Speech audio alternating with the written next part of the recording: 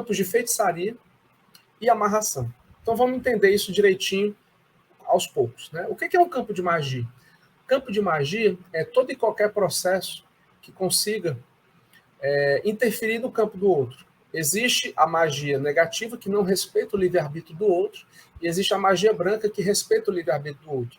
Então, se a pessoa faz uma oração, o José faz uma oração para Maria, e a Maria autorizou essa oração, isso se torna uma magia branca. Agora, se, através do processo dele, ele quer impor algo para Maria, independente de quem seja a Maria, ele está trazendo um campo de invasão, de imposição daquele processo. E, infelizmente, ele está fazendo um processo chamado magia negra, certo? E aí esse processo, se a Maria não tiver um campo de proteção muito bem estabelecido, o que pode acontecer? Pode ocorrer uma invasão no campo da Maria.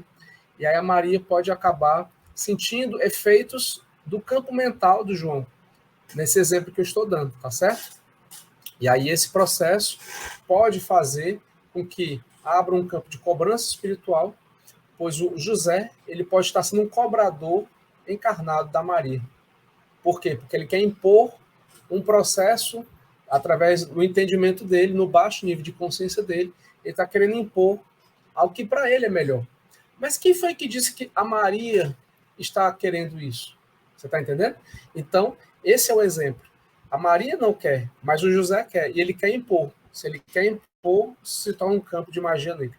E aí na apometria a gente consegue limpar esse campo, a gente consegue remover isso, transmutar isso, a gente consegue trabalhar isso. E onde é que isso está?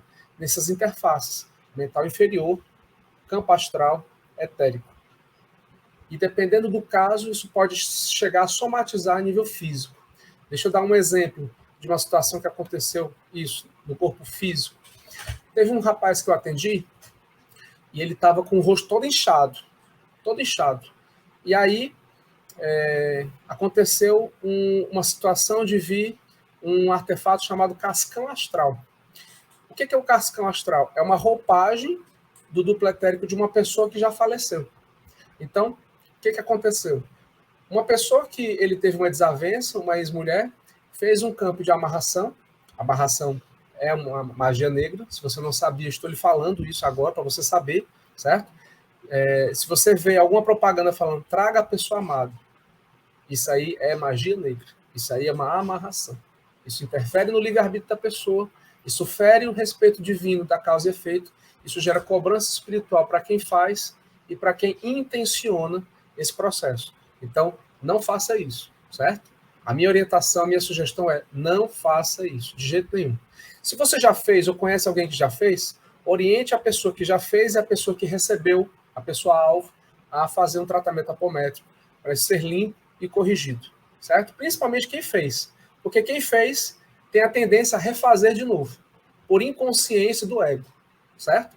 E o ego é uma armadilha muito perigosa, que acha que, por ele querer, ele acha que o outro tem que aceitar.